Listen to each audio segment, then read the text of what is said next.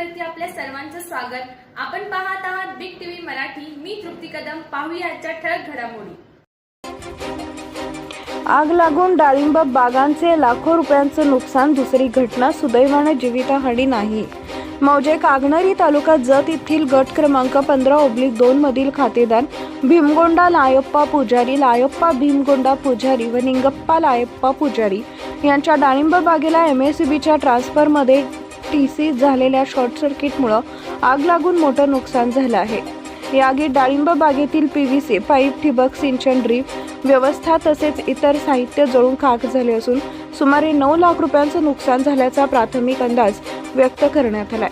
मिळालेल्या माहितीनुसार शेताजवळ असलेल्या महावितरणच्या ट्रान्सफरमध्ये अचानक बिघाड होऊन शॉर्ट सर्किट झाले। त्यातून उडालेल्या ठिणग्यांमुळे शेजारील डाळिंब बागेला आग लागली। वाऱ्याच्या वेगामुळे काही वेळातच आग बागेत पसरली आणि डाळिंब झाडासह ठिबक सिंचन यंत्रणेचं मोठं नुकसान झाले। घटनेची माहिती मिळताच परिसरातील ग्रामस्थांनी घटनास्थळी धाव घेत आग आटोक्यात आणण्याचा प्रयत्न केला। काही वेळानं आग नियंत्रणात आली, मात्र तोपर्यंत बागेतील मोठ्या प्रमाणात नुकसान झाले होते। सुदैवाने या घटनेत कोणतीही जीवितहानी झाली नाही। दरम्यान या घटनेची माहिती मिळाल्यानंतर ग्राम महसूल अधिकारी मारुती सातपुते यांनी घटनास्थळी भेट देऊन नुकसानीची पाहणी केली। प्राथमिक पंचनाम्यानुसार सुमारे 9 लाख रुपयांचं नुकसान झाल्याचा अंदाज व्यक्त करण्यात आलाय। विशेष म्हणजे जत तालुक्यातील माडग्याळ इथंही नुकतीच ट्रान्सफरमध्ये बिघाड होऊन डाळिंब बागेला आग लागल्याची घटना घडली होती।